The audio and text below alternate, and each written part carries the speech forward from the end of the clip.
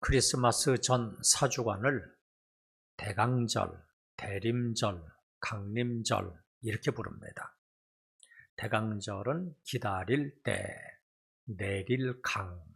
그래서 글자 그대로 예수 그리스도가 오시기를 기다리는 절기입니다. 여기 기다리면 두 가지 의미가 있습니다. 하나는 주님이 오늘 이 시간 우리 한 사람 한 사람의 삶에 찾아오시기를 기다리는 거예요. 예수님이 이미 2000년 전에 오셨지만 아직도 그분을 만나지 못하고 그분이 나의 주님이 되지 못한다면 예수님의 오심은 나와 아무런 상관이 없는 사건이 되고 말아요. 예수님이 오셔서 십자가에 죽으시고 다시 사신 것이 나를 위한 사건이었다는 것을 깨달아야 돼요. 그래서 이러한 깨달음과 되새김이 나에게 개별적으로 다시 일어나기를 간절히 기다리는 절기예요. 그리고 또 다른 하나는 다시 오실 예수님을 기다리는 절기예요. 예수님은 부활승천하시면서 우리에게 다시 오실 것을 약속하셨어요. 예수님이 다시 오실 때 이 세상은 새하늘과 새 땅으로 새롭게 창조되고 우리는 부활한 몸으로 영생을 누리게 됩니다. 그때는 다시는 사망도 없고 애통하는 것이나 곡하는 것이나 아픈 것이 없어요. 또한 영원토록 하나님과 온전하게 교제하는 삶을 살게 됩니다. 대림절이란 이러한 종말을 기대하면서 다시 오실 예수님을 기다리는 절기입니다. 오늘 본문에 나오는 시므온도 그리스도를 기다리는 자였습니다. 시므온은 의롭고 경건한 사람이었어요. 그리고 이스라엘의 위로를 기다리는 자였습니다. 말라기 선지자 이후에 400년 동안이나 선지자가 나타나지 않았는데 시므온은 그 오랜 침묵의 시간에도 불구하고 그리스도가 다시 오실 것을 확신하면서 기다리는 사람이었어요. 신앙생활을 할 때 기다리는 것은 아주 중요합니다. 아브라함은 약속하신 아들을 받기까지 25년 동안을 기다렸어요. 기다렸더니 결국 아들 이삭을 얻었습니다. 이삭도 20년을 기다렸어요. 기다렸더니 아내 리브가가 아들 에서와 야곱을 낳았습니다. 야곱도 역시 마찬가지였어요. 사랑하는 라헬이 요셉과 베냐민을 낳기까지 오랫동안 기다렸습니다. 이처럼 창세기에 나오는 믿음의 세 여인 사라와 리브가 라헬은 모두가 다 불임의 고통 속에서도 하나님의 약속을 끝까지 기다리다가 아들을 얻었습니다. 애굽에 살던 이스라엘 백성들도 역시 마찬가지입니다. 출애굽을 하기 위해서 400년의 세월을 기다려야 되었어요. 물론 그 기간 모두가 다 기다림의 시간은 아니었지만 그들은 상당한 기간 동안 하나님의 약속이 성취되기를 기다렸습니다. 그러면 시므온은 무엇 때문에 이처럼 일생 동안 의롭고 경건하게 살면서 그리스도를 기다렸을까? 시므온이 살던 세상이 그만큼 어두운 세상이었기 때문이에요. 그 당시 세상은 개인적인 윤리, 사회적인 윤리가 다 파괴되고 죄로 말미암아서 더러워진 어두운 세상이었어요. 종과 여자들의 인권은 여지없이 무시되었고 그리고 기형아, 심지어는 멀쩡한 아이라도 부모가 원하지 않으면 그 아기를 죽이는 것이 용납되었던 사회였어요. 이교도의 우상숭배가 만연하였고 경건하다고 자처하는 유대인들도 형식적인 율법주의에 속박되어 있었습니다. 예언자들의 소리는 그친 지 이미 오래되었고 정치적으로도 로마의 식민지로 살았기 때문에 각종 억압과 수탈이 있었습니다. 로마에 빌붙어서 유다를 다스리던 헤롯 왕가는 정권을 유지하기 위해서 무자비한 살상을 자행하였고 백성들로부터 과중한 세금을 거두어들여서 자기들은 사치와 향락을 일삼았습니다. 이렇게 어두운 세상 속에서 시므온은 그리스도가 오셔야지만 이 어두운 세상이 밝아질 것이라 생각을 하고 유일한 희망이 되시는 그리스도를 기다리셨던 거예요. 그래서 시므온을 소개할 때 이스라엘의 위로를 기다리는 자라 이렇게 소개를 했어요. 그러면 오늘날 세상은 어떠한가? 시므온이 살던 세상보다 물질 문명은 훨씬 더 발전했을지 모르지만 죄로 인한 세상의 어둠은 더 심각해졌습니다.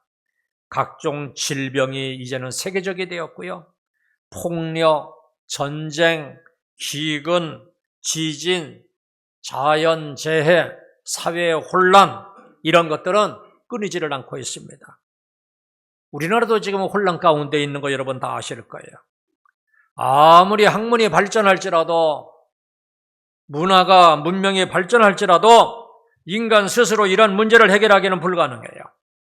그래서 우리의 희망은 오직 그리스도입니다. 그리스도만이 이 시대의 어둠과 절망 속에서 우리를 구원하실 수가 있습니다. 그리스도만이 이 시대의 소망입니다. 그런데 예수님이 이 땅에 그리스도로 오셨어요. 예수님이 그리스도로 오셨다는 것은 예수님은 하나님으로부터 특별한 사명을 받고 오셨다는 의미가 돼요. 그러면 예수님이 특별히 맡으신 사명이 무엇일까? 죄 가운데 있는 우리 인간들의 구원입니다. 그리스도의 오심은 전적으로 인간의 구원에 있습니다. 그래서 예수 그리스도의 오심은 하나님께는 영광이 되고 이 땅 위의 모든 민족에게는 평화가 되는 겁니다. 예수님은 오셔서 죄 가운데 있는 모든 인간들에게 자유를 주셨습니다. 죄의 어둠, 실패의 어둠, 좌절의 어둠, 질병의 어둠, 억압의 어둠 속에 있는 우리에게 빛으로 오신 겁니다. 죄로 인해 죽었던 우리에게 생명을 주시고 더욱 풍성하게 하기 위해서 오셨습니다. 무질서와 혼란의 세상 속에서 공포와 불안에 떨고 있는 우리에게 평안을 주기 위해서 오신 겁니다. 그러니까 예수님이 오신 것은 모든 백성에게 미치는 큰 기쁨의 좋은 소식입니다. 무서워 말라. 보라, 내가 온 백성에게 미칠 큰 기쁨의 좋은 소식을 너에게 전하노라. 오늘날 다윗의 동네에 구주가 나셨으니 곧 그리스도 주시니라. 우리에게 오시는 분이 바로 이러한 분이십니다. 이러한 그리스도를 간절한 마음으로 기다리시기를 바랍니다. 진정한 성탄 준비는 그리스도를 간절하게 기다리는 마음입니다. 그리스도를 간절히 기다리는 마음이 없다면 아무리 화려한 성탄 장식을 하고 멋진 행사를 할지라도 아무런 의미가 없게 됩니다. 시므온처럼 간절하게 그리스도를 기다리는 사람만이 그리스도와 감격적인 만남을 가질 수가 있습니다. 성탄절을 보내면서도 그리스도를 만나는 감격이 없다면 우리에게 그리스도를 간절히 기다리는 마음이 없다는 것이 돼요. 신앙의 최고봉은 기다림입니다. 연단 중에 마지막 연단도 기다리는 거예요. 인생의 성공과 실패도 이 기다림에 좌우돼요. 인생은 출발부터 기다림으로 출발해요. 산모는 새 생명을 잉태하고 10달을 기다림으로 채워야만 출산의 기쁨을 맛볼 수가 있어요. 10달의 기다림을 채우지 못하게 되면 조산하게 되고 조산하게 되면 미숙아가 되기 때문에 인큐베이터에서 그 남은 기다림을 채워야 돼요. 이처럼 기다림이 없는 곳에는 생명도 없고 축복도 없고 응답도 성취도 기쁨도 없어요. 찬란한 새벽도 긴 밤중을 기다려야 찾아오고 훈훈한 봄도 매서운 겨울을 기다려야 찾아와요. 뿐만 아니라 풍성한 가을의 수확도 지루한 장마와 태풍을 이겨내며 기다려야지만 살포시 고개를 숙이는 겁니다. 이러고 보면 우리 인생살이 자체가 기다림의 연속입니다. 이런 면에서 보면 기다림을 아는 사람이 인생을 아는 것이고 예수님을 닮아가는 거예요. 세상에는 하루아침에 성취되거나 이루어지는 것이 그리 많지 않아요. 건축할 때도 기다리지 못하고 시공을 급하게 서두르게 되면 부실공사가 돼요. 마땅한 기다림을 견뎌내지 못하면 설익은 밥과 같고 떫은 감과 같아요. 인생도 마찬가지고 신앙생활도 마찬가지입니다. 결혼이 급하고 성공이 급하고 기도응답이 급하고 교회 성장이 급할지라도 결코 서두르지 말고 기다리고 견디고 꾹 참아야 됩니다. 세상에는 기다림이 없이 거저되는 것이 하나도 없어요. 밥을 지을 때에도 30분을 기다리지 못하고 조급해서 자주자주 그것을 열어본다면 밥이 다 설어버릴 거예요. 현대인들은 속도에 예민해 있고 빠른 속도에 익숙해요. 이제는 고속이 아니라 초고속 시대이고요. 정보가 아니라 첩보 시대입니다. 지금은 속도 전쟁의 승리자가 진정한 강자라 그래요. 그런데 우리 그리스도인들도 세상의 속도 전쟁에 덩달아 춤을 추어요. 기다리는 것, 더딘 것, 이걸 견디지를 못하고 어색해해요. 하루아침에 성자가 되기를 원하고 빨리 기도응답이 이루어지기를 바라고 빨리 내 뜻대로 상황이 바뀌기를 원해요. 사실 알고 보면 우리가 왜 원망하고 불평하는가? 속도에 대한 하나님과의 충돌 현상 아닙니까? 우리는 급한데 하나님은 느긋하시는 정도가 아니라 꿈쩍도 안 하세요. 우리는 당장 눈앞에 보여야 되는데 하나님은 어떤 때는요 10년도 숨어 계시고 20년도 숨어 계실 때가 있어요. 이럴 때 우리 아픔이 있고 맥빠짐이 있고 무너지는 이유가 있어요. 그런데 하나님은 절대로 서두르시는 분이 아니에요. 하나님의 때까지 기다리시는 분이에요. 그리고 또 하나님은 우리를 기다려주시는 분이시기도 해요. 우리의 부족한 것도 기다려주시고 미숙한 것도 기다려주세요. 덜 된 것도 기다려주시고 철없는 것도 기다려주세요. 10년, 20년을 끈질긴 사랑으로 기다려주셨고 앞으로도 계속 그렇게 기다려주실 겁니다. 그런데 우리는 하나님의 응답과 역사하심에 대해서 얼마나 믿음으로 기다리고 있는가? 하나님은 나를 향하여 기다림의 은혜를 베풀어주고 계신데 나는 다른 사람에게 얼마나 기다려주고 있는가? 왜 아직도 저 모양이야? 아직도 저 수준밖에 안 되는가? 이런 마음을 가지고 있으니까 우리 마음이 눌려있고 상함이 있는 거예요. 우리는 하나님에 대해서도 얼마나 조급함이 있는지 몰라요. 광야에서 이스라엘 백성들이 그랬어요. 당장 마실 물을 달라 하고 고기와 먹을 것을 달라 하고 안 주면 다시 애굽으로 돌아가는 것이 좋겠다고 그래요. 그런데 이것이 우리 내면의 모습이기도 해요. 하나님을 향하여 당장 응답해달라고 막 보채요. 왜 이렇게 더디냐고 따지기도 하고 하나님의 때를 앞당겨달라고 때를 쓰기도 해요. 이렇게 조급한 이유는 우리가 하나님을 잘 모르기 때문이고 하나님에 대한 불신앙 때문입니다. 믿음의 선진들 아브라함, 이삭, 야곱, 요셉, 모세가 기다렸듯이 우리들도 남편에 대해서 아내에 대해서 좀 기다려줄 줄 알아야 되고 자녀들에 대해서 성도들에 대해서도 기다려줘야 돼요. 그곳에 주님이 계시기 때문이에요. 기다리되 투덜거리지 말고 잠잠히 기다려야 돼요. 기다리는 자에게 복이 있는 겁니다.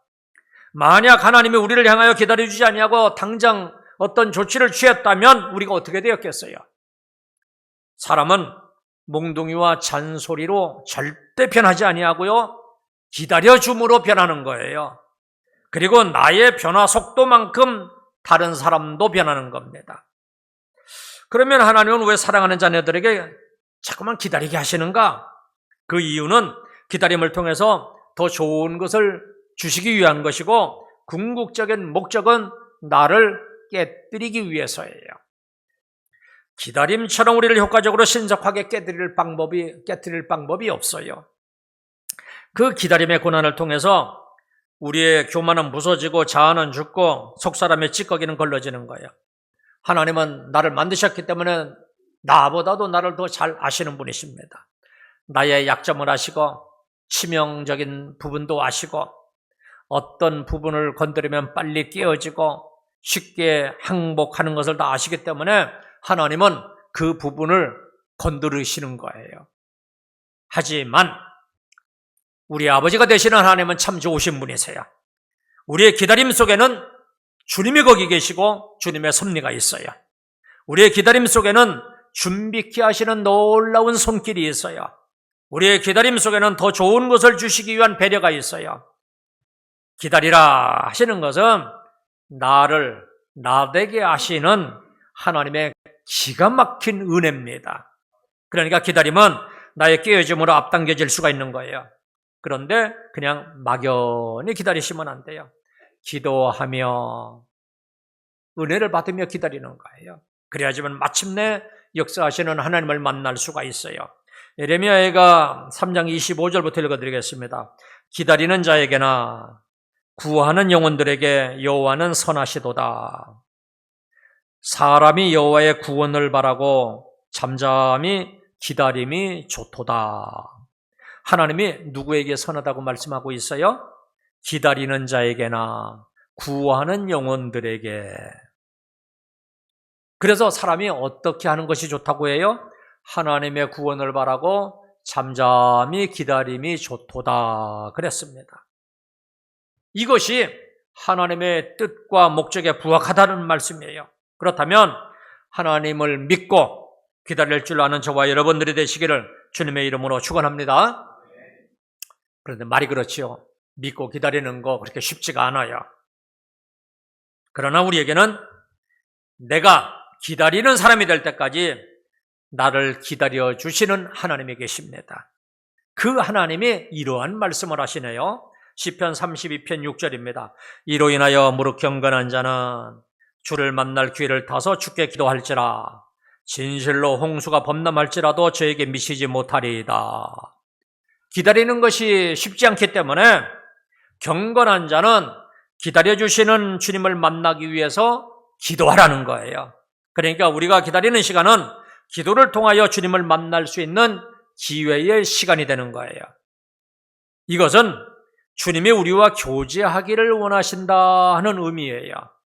하나님이 우리와 만나기를 기다리고 계신다 하는 의미가 되기도 해요. 그렇다면 우리는 나의 응접실에 주님을 홀로 있게 두지 마시고 매일 성경 말씀을 통하여 그리고 기도를 통하여 주님을 만나야 돼요. 가만히 생각해 보세요. 주님과 교제하는 것보다 더 중요한 일이 뭐가 있겠어요?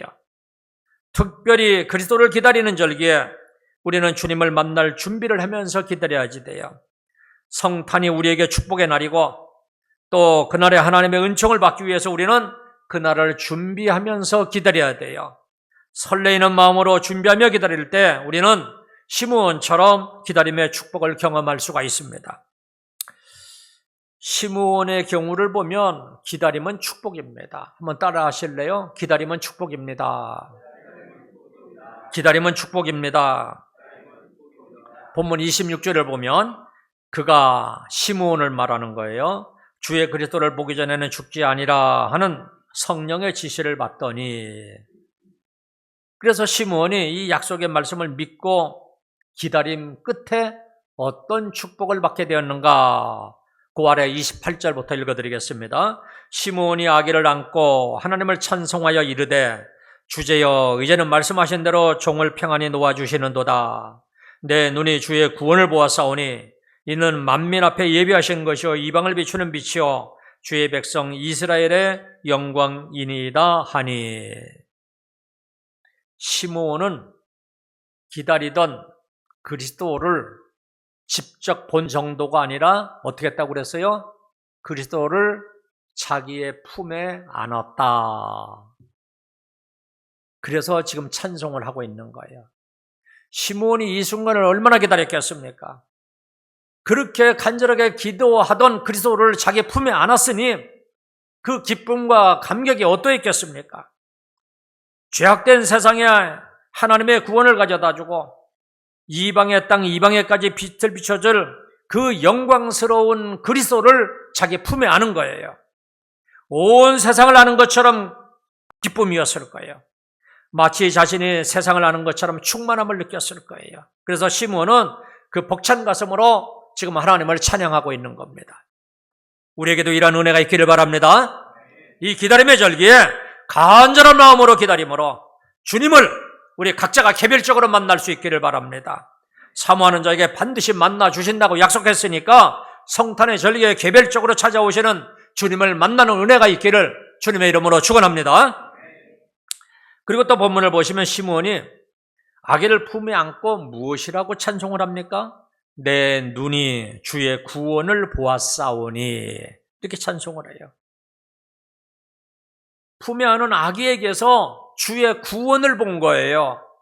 이제 이 아기를 통해서 우리를 구원하실 주의 구원을 본 거예요. 창세기에 보시면 인간이 선악과를 따먹음으로 죽게 되었어요. 에덴 동산에서 쫓겨남으로 생명이신 하나님이 하나님과 분리가 되었으니까 이것이 곧 죽음입니다. 그런데 하나님의 형상대로 지음받은 인간을 사랑하시는 하나님은 우리 인간을 구원하기 위해서 하나님의 스스로 인간으로 오셨어요. 인간으로 오신 하나님이 우리 죄를 대신해서 죽으심으로 우리 죄의 문제를 해결하고 다시 하나님과 화목하게 하신 거예요. 이것이 곧 구원입니다. 그러니까 구원은 단순히 지옥에 갈 인간을 건져내서 천국으로 보내주는 것 정도가 아니라 아예 하나님과 화목한 자가 되는 거예요. 이것이 구원이에요. 비록 지금은 아무런 힘도 없는 이제 난지 겨우 40일밖에 되지 않는 갓난아기에 불과하지만 우리에게 이러한 주의 구원을 주기 위해서 성탄하신 겁니다. 시므온은 지금 이 은혜를 찬송하고 있는 거예요. 성탄의 절기에 우리들도 이런 기대감을 가지고 찬송에 넘쳐날 수 있기를 주님의 이름으로 축원합니다. 그리고 시므온에게는 또 남들이 알지 못하는 남다른 기쁨이 있었어요. 본문에 보시면 시므온이 아기를 안는 순간 맨 먼저 이렇게 외칩니다. 주제여, 이제는 말씀하신 대로 종을 평안히 놓아주시는도다. 아기를 자기 품에 안음으로 이제는 모든 인생의 굴레에서 벗어날 수 있게 되었어요. 이것이 하나님의 약속이었기 때문입니다. 지금 아기를 품에 안은 것은 시므온이지만 사실은 시므온이 이 세상의 구원자가 되신 예수님의 품에 안겨 있는 거예요. 예수님의 품에 안겨 세상의 모든 근심과 걱정을 떨쳐버린 겁니다. 그래서 아무런 걱정이나 근심 없이 온전히 자유를 누리는 자로서의 기쁨에 젖어 있는 겁니다. 우리들도 마찬가지입니다. 우리가 마음에 예수님을 영접하면 예수님이 우리 안에 계십니다. 이것은 또한 내가 예수님 안에 거하는 것이기도 해요. 그러니까 예수님이 내 안에, 내가 예수님 안에 거하는 거예요. 이때 우리는 세상에서도 누릴 수 없는 참된 자유와 기쁨을 누릴 수가 있습니다. 예수님 밖에 있을 때는 죄의 굴레가 우리를 휘감고 있었습니다.